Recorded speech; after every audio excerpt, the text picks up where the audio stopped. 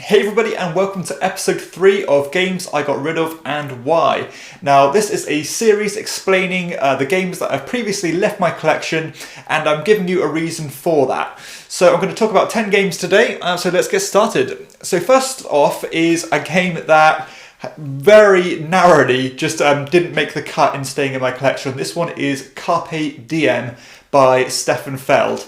Now there are so many things about Carpe Diem I like. This one is a tile drafting and tile placement game where you are trying to get points by fulfilling certain restrictions and objectives.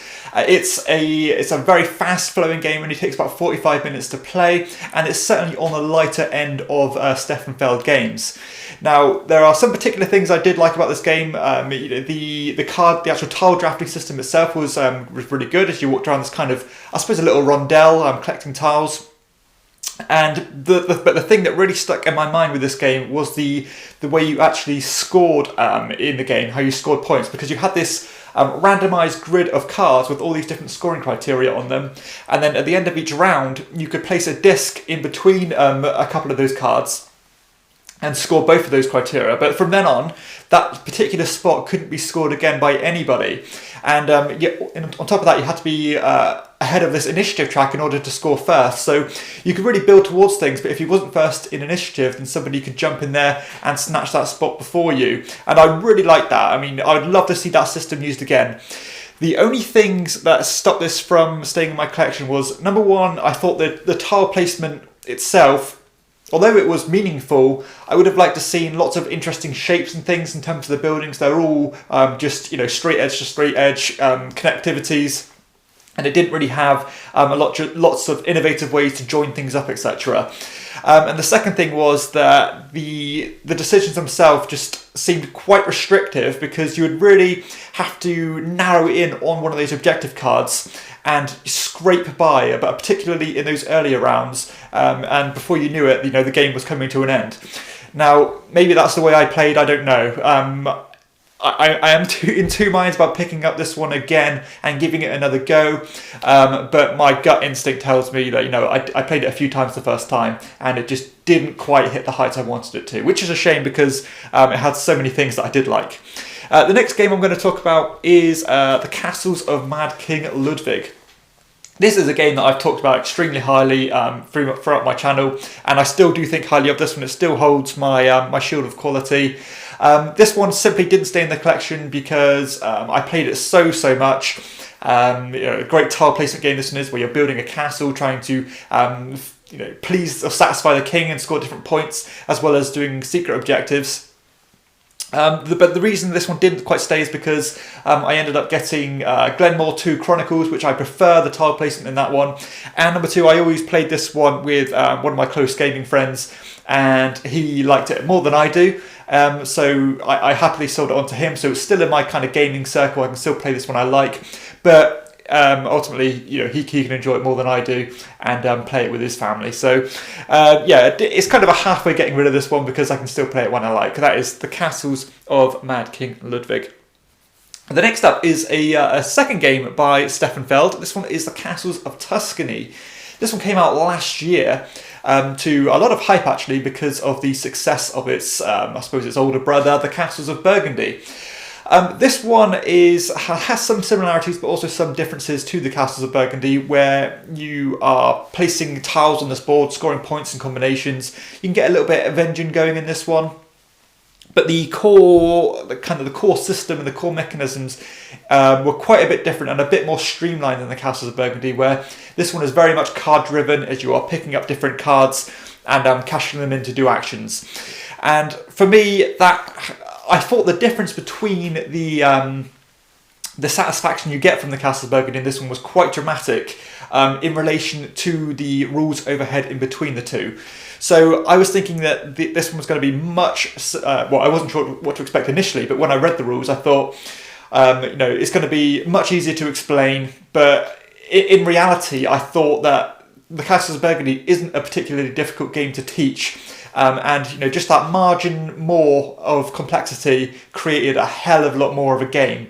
And for that reason, this the kind of gap in the market and in my particular shelf wasn't quite there for the Castle of Tuscany, and I didn't really see the need to have both of them. Don't get me wrong, I did enjoy this game. I thought it was fun. It did play it quite smoothly, but ultimately, yeah, I'd always go back to the Castle of Burgundy over this one. Hence why it is no longer in my collection. Next up, I have Chartae. Chartae is a relatively unknown, extremely small box tile placement game designed by Rainer Knizia. This one has a real abstract nature to it as you are building this map made up of 9 tiles, so a very small footprint of a game, and you are trying to, well, one person it's a strictly 2-player game. One person is going to be the land mass and one is going to be the sea mass, and you are essentially trying to manipulate the board by placing tiles or spinning tiles to create the big of surface area as you can of your terrain type. And as soon as that 9th tile is placed, then the game is going to end, and whoever's got the biggest connection is going to win. Really quite cutthroat of a game, quite thinky, probably more thinky than would initially spring to mind. And you know what, I don't really have anything bad to say about this one. The only reason why it didn't stay in the collection was because it didn't really get played. I mean, if I tend to play 2-player games, I generally don't play strictly 2-player games anymore. I tend to play bigger, more involved Euro games that work well with 2 players. Whereas this one, is one of those filler, only a 10-minute game that you can play with one other person. It works well. It's fine. It's pretty cutthroat, as I said. Quite AP prone, particularly because you have to plan things ahead quite carefully and be wary of what your opponent can do. But as I said, it just didn't get played and didn't quite get the appreciation that it probably deserves. Hence why it didn't stay in the collection.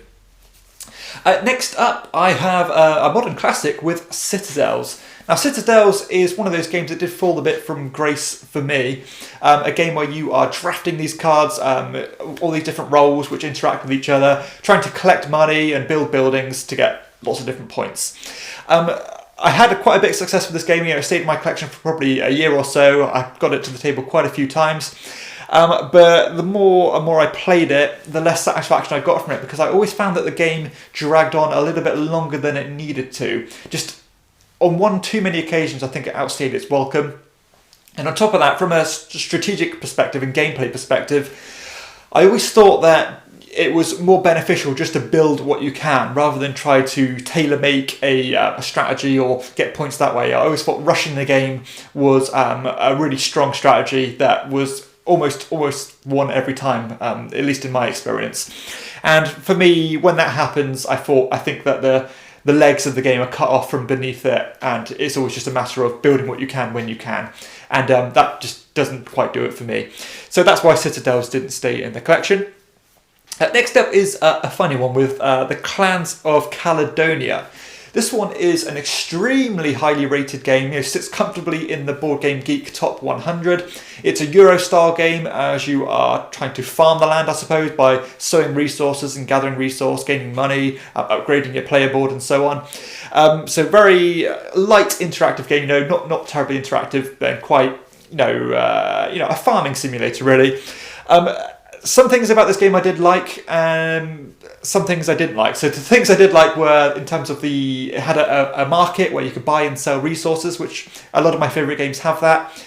But the things that didn't quite leave me satisfied with this one was the fact that it didn't really have the highs and lows that I like in gaming. It didn't really have those that crescendo of excitement. It was very much stayed in third gear from start to finish, and flatlined for me. Now, objectively, I can see that the game was solid. I think I rated it about a 7 at the time of my review. Probably fallen since then, maybe about a 6. And again, objectively, I can see it's a good game. But for me, didn't quite reach those heights, and it fell a bit flat. And some of the scoring I thought in the game was a bit obtuse, and just didn't leave me quite satisfied. And no way was it going to stay in my collection. Next up, I have Coal Baron, the great card game, by one of my favourite designers, Wolfgang Kramer. This one is the card adaptation of Coal Baron, the board game. And you know what? Another game that I still speak extremely highly of, because it's a great entry-level worker placement game based purely on cards, as you are placing cards down as your workers, collecting kind of carriages, collecting coal and locomotives in order to try and load those carriages and ship them off to fulfill orders. Works really well. It has this cool worker placement system where if you go to a certain spot, the other player has to always raise it by 1 in order to go there themselves, and that can really ramp up. There's some good scarcity for the worker placement spots, which I think is a necessity for worker placement games.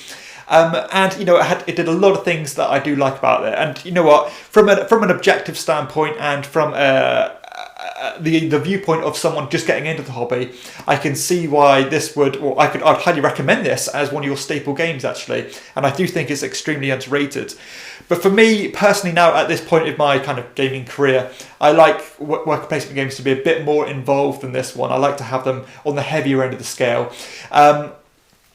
And, you know, for that reason, it would have just sat on my shelf and rarely got played because most of the people I play with are slightly more experienced now. But as I said, from a lot of worker placement games are touted as being, you know, they go to the Lords of Waterdeeps, the Stone Ages. I put this Coal Baron, the card game, up there with those because I think it does hold its own and should be way more revered than what it is. Next up, I have Codenames, another modern classic, if you want. Extremely popular game where you have a team versus team and you're trying to help your teammates locate certain words on this grid by giving clues. Over the years, I've had a lot of hits and misses with this game. Sometimes it's gone down really well. Sometimes it's become a bit over-competitive and got a bit toxic. And for me, ultimately, the reason why this didn't stay in the collection was because it's been replaced by so many games. I think there are a number of games that do what Codenames does a lot better than what Codenames does it, and quicker, not only faster, but in a way that downplays the analysis paralysis. It downplays that horrible tension in between the teams. Games such as Cross Clues, or if you want the gamier end of things, you've got Crypto. I just find those games way more interesting, and with those on the market, there is no way I'm going to choose to play Codenames over those. Next up, I have Colosseum, another Wolfgang Kramer game, and this one was a staple of my collection for many years. I played this one, lots of times and had just loads of fun over the years. This one is a set collection game as you're collecting tiles, trying to put on these huge performances and get points. A game that has great inbuilt strategy in the game because you naturally want to progress from show to show, and in order to do that and to put on these bigger productions, you need to plan accordingly. I think it's a wonderful entry-level Euro game, beautiful production, no matter what version of this game you get, and it still strongly holds my shield of quality. The only reason this one left my collection was because I felt like I'd explored everything this game has to offer. I went a long time playing this game without even coming close to winning, and when I reached that point of winning it, I thought, you know what, I've put on every show I can, I've done every possible strategy, and you know what, let's move on to something else and invest that time in playing something new. But no disrespect to the game, and certainly no fault of the game. This one I think is brilliant. That is Colosseum. And finally, the game I'm going to talk about this episode is Colt Express, which actually is a relatively recent Spiel des Jahres winner. This one is an action programming game that takes place on this 3D train as you're playing these cards and trying to move your bandits around, pick up loot and shoot each other. A real nice Wild Western theme with great table presence. Extremely digestible, easy to teach, has that gateway level game, and I think it does a great job of enticing new players because not only because of the visual aspect, but because the gameplay is fun, it's unpredictable, it's wild, and in a good way. You know, normally I don't like games that don't have a good degree of autonomy over them, but this one, it all works in the favour and is part of the charm of the game. Scales well, probably plays 4 to 6 or so players in a really good fashion. But the reason that didn't stay in the collection for me was a bit like Colosseum, really. Played this one out quite a few times over the years, done everything it needs to do, and again, no real incentive to go back and play it anymore. It would just be more of the same. And with so many games on the market, I like to try new things. And again, Colt Express just didn't have that extra reason to go back and play this one over something new. So there's another 10 games there. Actually, probably one of in fact, definitely the strongest bunch of games that I've put on one of these lists yet. I don't really think I dislike any of these games. I don't dislike any of them whatsoever. So they're all really strong games, but for one reason or another, just didn't quite stay in my my collection, which admittedly I do like to run quite a tight ship and only keep the best of the best. And these just didn't quite have their claws into stay or keeping their space on my shelf. So I hope you've enjoyed this video. If you have, please hit like and subscribe to my channel, and you can also check out my other videos too. And I hope you're enjoying the series, really. So I'll see everybody else next time on Chairman of the Board. Bye.